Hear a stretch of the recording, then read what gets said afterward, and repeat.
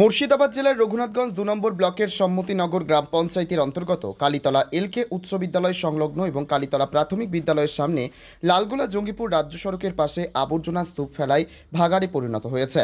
নোংরা আবর্জনা ফেলায় দুর্গন্ধে পরিণত হয়েছে। এই দুর্গন্ধ থেকে রোগ জীবাণু ছড়াচ্ছে এলাকায়। সম্মতিনগরের ব্যবসায়িক মুক্তার হোসেন বলেন, ময়লা আবর্জনার দুর্গন্ধে শিক্ষার্থীদের স্কুলে আসতে অনেক কষ্ট হয়।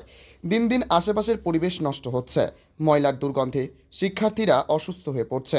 স্থানীয় শাসক দলের নেতা মন্ত্রী থাকা সত্ত্বেও কোনো ব্যবস্থা গ্রহণ করছেন না। মনে হচ্ছে দেখেও কেউ না দেখে না। তিনি আরও বলেন, ডেঙ্গু প্রতিরোধে মন্ত্রী নিজেই রাস্তায় নেমে সচেতনতা গড়ে তুলছেন, অথচ এই নোংরা আবর্জনা দেখেও যেন না দেখার ভান করছে। অভিযোগ, অপরিকল্পিতভাবে দিনের পর দিন এসব ময়লা আবর্জনা ফেলায় দুর্ভোগ চরমে পৌঁছেছে। নাকে কাপড় কিংবা নিঃশ্বাস বন্ধ না করে এই রাস্তা দিয়ে যাওয়া একেবারে অসম্ভব হয়ে পড়েছে। এলাকাবাসীর দাবি, এই নোংরা আবর্জনা যেন অন্য কোনো জায়গায় ফেলা হয় এবং সেখান থেকে ভাগাড়ে নিয়ে যাওয়া হয়। এ নিয়ে দৃষ্টি আকর্ষণ করেছে স্থানীয় মন্ত্রী ও প্রশাসনের কাছে। জঙ্গিপুর থেকে তরিকুল শেখের রিপোর্ট, জঙ্গিপুর টিভি। অনেক দিনের সমস্যা আমাদের এখানকার, বলা যায় যে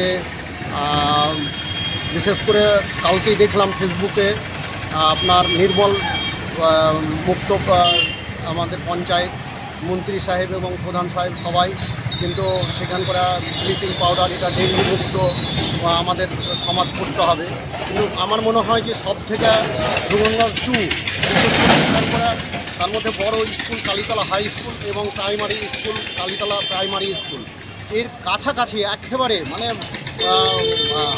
বলা যায় হাতে ছোড়া জায়গা। সেই জায়গাতে যে রাস্তার ধারে, মেন রাস্তার ধারে এত নোংরা জঘন্য, মানুষ প্রত্যেকটা দিন না খেয়ে হাত দিয়ে এই জায়গাটা দিয়ে যাচ্ছে। আমার মনে হয় যে সব থেকে বেশি এই জায়গাটা গুরুত্ব দেওয়া উচিত আমাদের, বিশেষ করে সায়দাপুর অঞ্চল।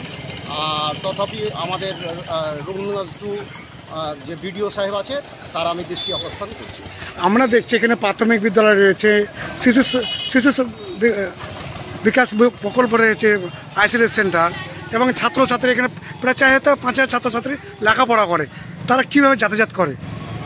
কি বলবো, এখানে প্রায় অ্যাক্সিডেন্ট হতেই থাকে। মানে এত নোংরাটা রোডের উপরে চলে আসে যে ওই দিকটাই যেতে চাই না। বাম দিক দিয়ে যে যাবে স্কুলের দিকে, সবাই ডান দিকে দিয়ে আসে। এই কারণে পাড়াপাড়ির ব্যাপারটা এখানে একটা বড় সমস্যা হয়ে যায় একমাত্র নোংরার জন্য। এখানকার অনেক অ্যাক্সিডেন্টও হয়। আপনারা এখানে প্রধানের দৃষ্টি আকর্ষণ করেছেন? অবশ্যই, আমি তো চাই, প্রধানকে এর আগেও বলেছি।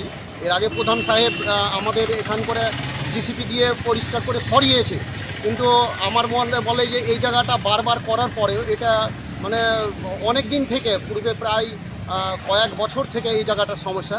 এখানে একটা বিশেষ করে স্থায়ী এখানকার যদি কোনো চিন্তা ভাবনা এই জায়গাটা নিয়ে করে, তাহলে পরে এখানকার জনসাধারণ এবং স্কুলের ছাত্রছাত্রী উপকৃত হবে। এটা তো বলছে স্মার্ট গ্রাম পঞ্চায়েত, সেখানে স্মার্ট গ্রাম পঞ্চায়েতে যদি এরকম বেহাল অবস্থা রয় তাহলে কি বলবেন? না, এটা তো স্মার্ট খাতা কলমে হয়তো হয়েছে, হ্যাঁ, কিন্তু আমরা সেই দিনই জানবো যে যেই দিন এখানকার স্কুল, বিশেষ করে সম্মতিনগর এবার সব থেকে বড় স্কুল এইটা, এই জায়গাটাতে যেদিন পরিষ্কার হবে সেদিনই আমরা জানবো যে হ্যাঁ স্মার্ট অঞ্চল পরিণত হয়েছে আমাদের। আপনার নাম? মোহাম্মদ মুক্তার হোসেন।